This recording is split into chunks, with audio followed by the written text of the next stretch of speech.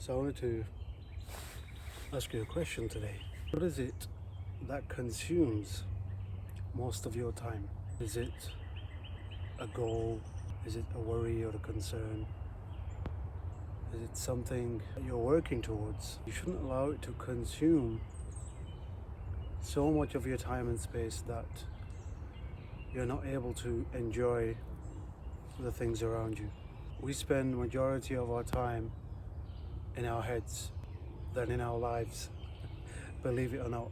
The mind can be a very scary place. Like they say, your mind can become your best friend or your worst enemy. What consumes your mind? What elevates your presence? And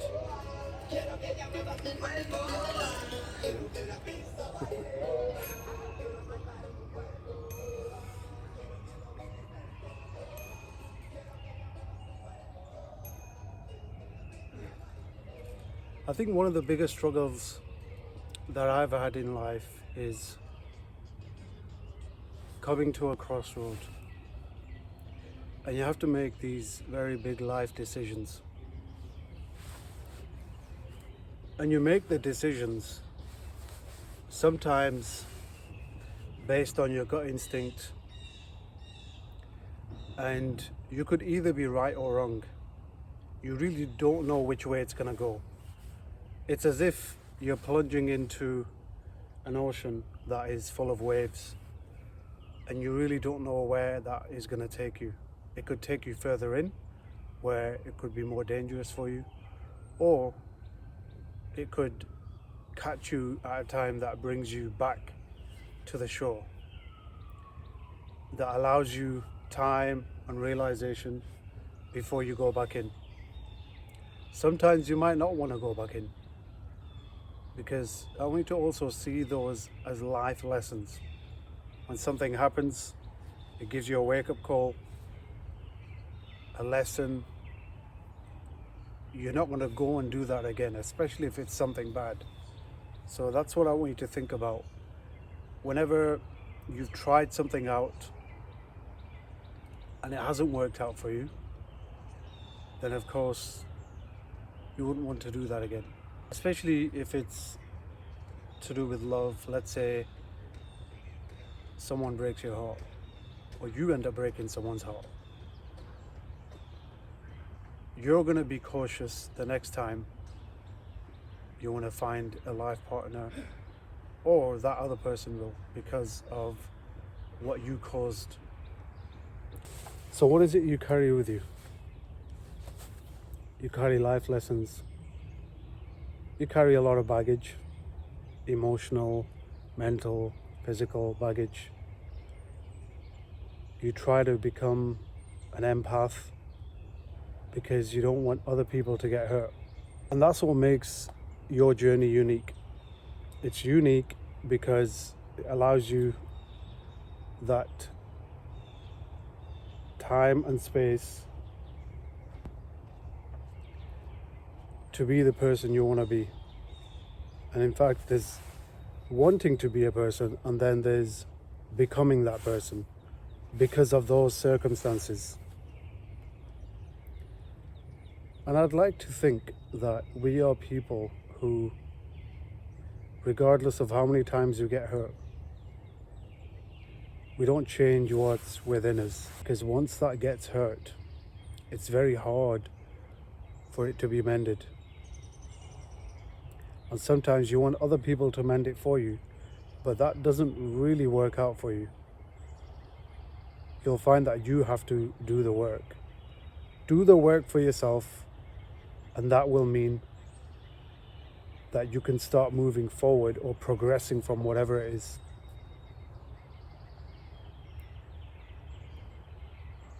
But think about it, life is just so full of uncertainties. You have to make big decisions. You have to come to realization or reality of certain conditions that occur in your life. It's really strange. But also know that as strange as it may be, it is still your life journey. It is still something that you embrace, you get to experience, not anyone else. And when you do that, I think there's something beautiful about that. So just be accepting of whatever comes your way, regardless of what it is. Just live it, just breathe it, and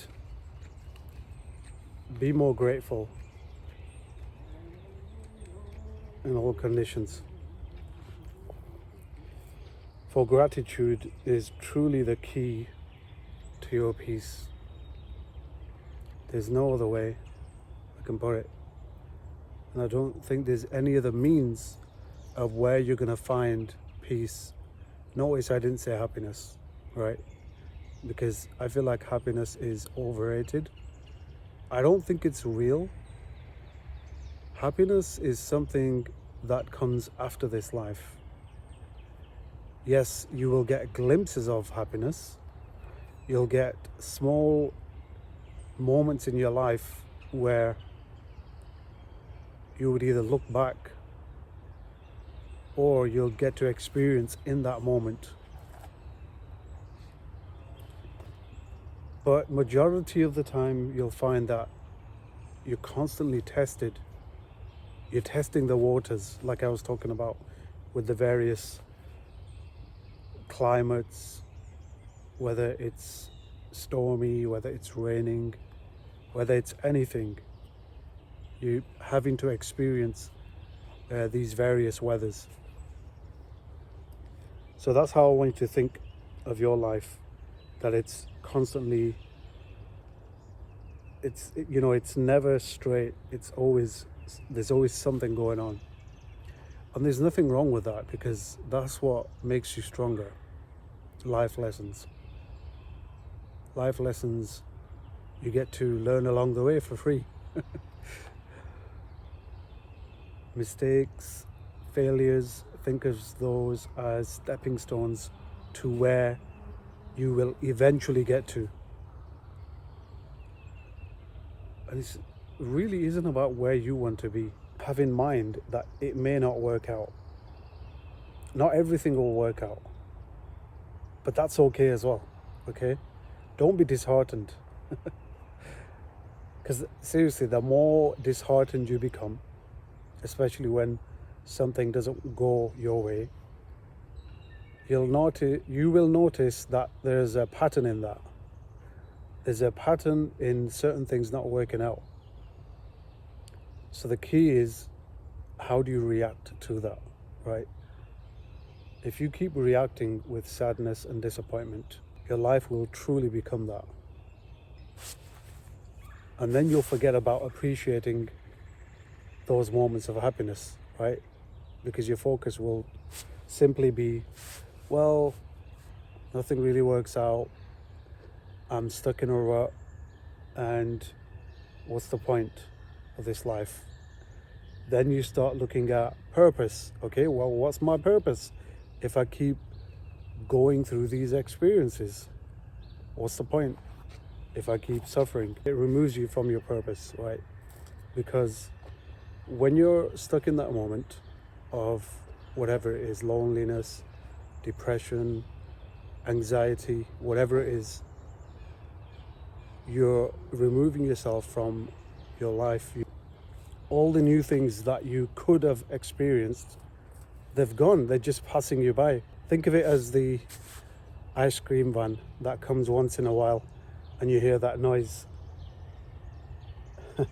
We were always told that whenever it made that noise, it was alerting everyone that it ran out of ice cream. Obviously, that's not the case, you know that.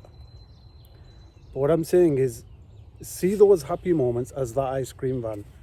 And whenever you hear that, you're excited. You make sure you've always got change in the house. You grab it and you run. And you're excited. You literally go up to the van. You know exactly what you want, but you're still looking around all these different flavors, etc.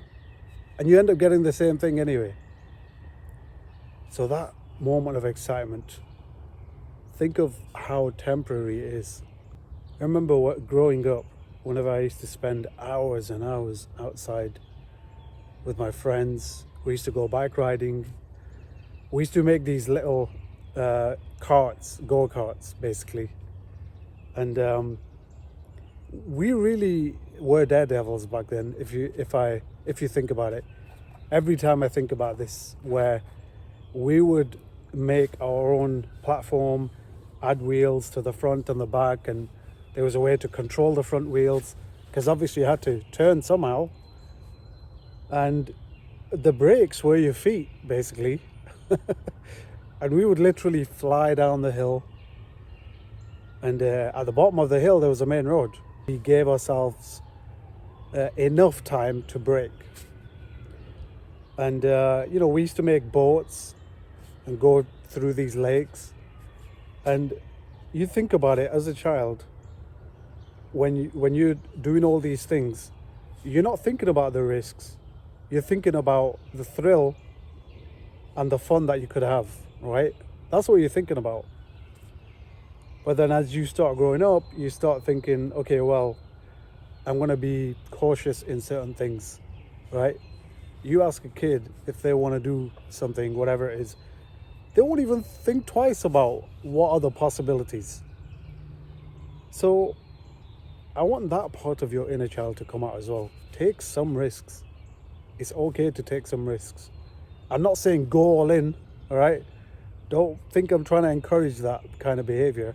But what I'm saying is sometimes in life you have to take risks in order to move forward. I'm going to give you an example, okay? So let's say if you're the black sheep of the family and your parents always told you not to invest in a certain thing, all right? It could be a house, it could be buying, selling cars, it could be a certain business that they literally have had no experience in. But they've fed into your head that you shouldn't do that because there's too much risk in it. Now, that in itself is a trait you either implement and you bring into your life, and if you do, you're probably going to carry it forward to your children, or you take that risk and you say, you know what, no one's ever tried this. I'm going to be the black sheep of the family and I'm going to try that. And honestly, most of the time you'll find that whenever you do that, when you take that plunge, whenever you go for that, whatever experience it is, most of the time it works out. And you know what? If it doesn't work out, you take that on as an experience. You got to experience it. And I think that is amazing.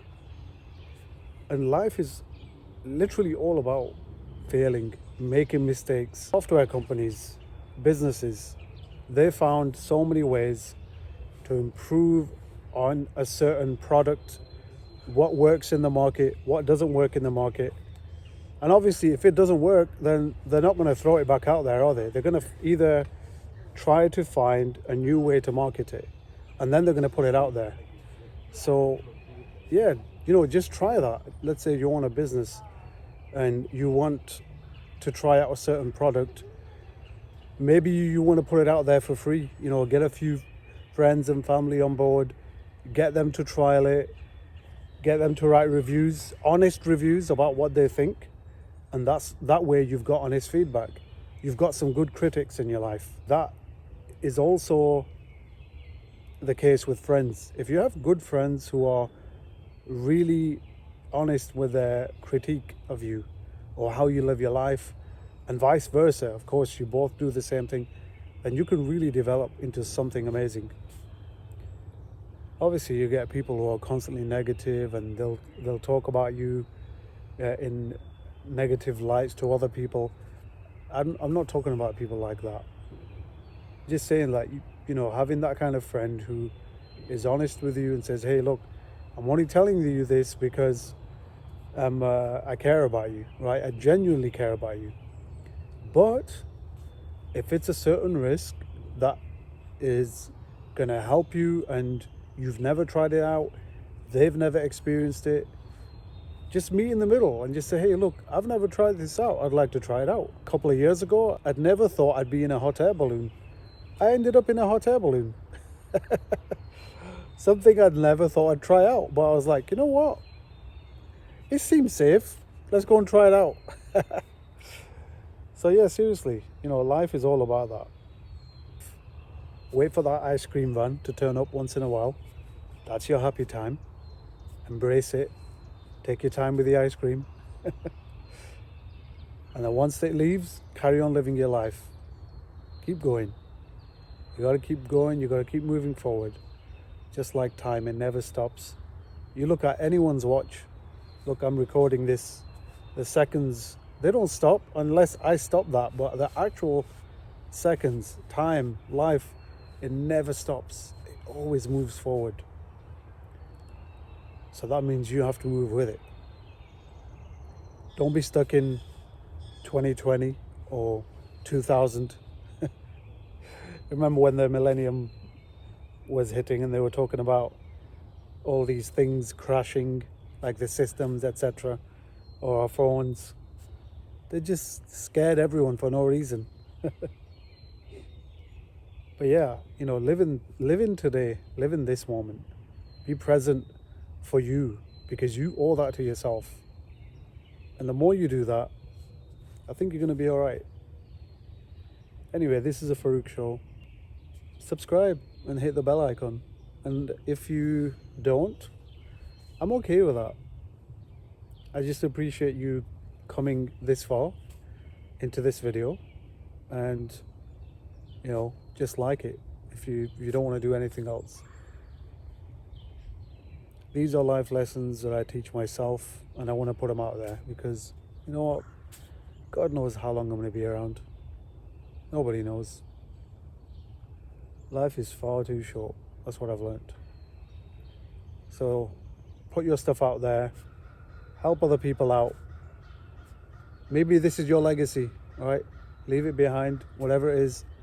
If people listen to it, they'll listen to it. If they don't, they don't. It's all good. It's all good. Be kind to each other. Live, love, play. Try to do all the things that you love to do. Don't let anyone deprive you of a good life. Go find your life. And if someone gets in the way, turn and go the other way. But live, all right? Don't stop living. Peace and blessings to all of my listeners. Until next time, peace.